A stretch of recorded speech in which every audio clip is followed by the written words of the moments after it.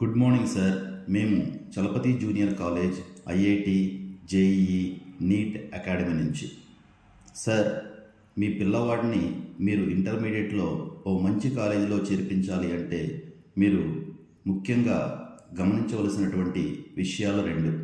ఒకటి, ఆ కాలేజీలో చదువు ఎలా చెప్తున్నారు, ఎవరు నిర్వహిస్తున్నారు.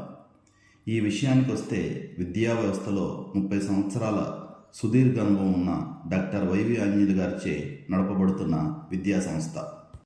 మా దగ్గర విద్యార్థులకు మంచి విద్యను అందిస్తున్నాము అని చెప్పడానికి నిదర్శనం, స్థాపించిన మొదటి సంవత్సరంలోనే నీట్ 2025లో 24 మంది విద్యార్థులకు గాను 11 మంది విద్యార్థులకు మెడికల్ సీట్స్ సాధించడం జరిగింది. అలానే ఇంటర్మీడియట్లో 100% ఉత్తీర్ణతతో పాటు 70% విద్యార్థులకు 90% పైగా మార్కులు సాధించడం జరిగింది. ప్రస్తుత కాలంలో విద్యార్థి తల్లిదండ్రులు శ్రమకోర్చి సంపాదించిన డబ్బు ఖర్చు పెడుతున్నప్పటికీ మంచి హాస్టల్ వసతి లేకపోవడం, సరైన ఆహారాన్ని అందించలేకపోవడం, సరైన ఆట స్థలాలు లేకపోవడం జరుగుతుంది. వీటన్నిటినీ అధిగమిస్తూ పరిమిత సంఖ్యలో గదికి విద్యార్థుల్ని ఉంచడం, విశాలవంతమైన ఆట స్థలాలు, మంచి ఆహ్లాదకరమైన వాతావరణం మరియు మంచి ఆహారం అందించడం జరుగుతుంది.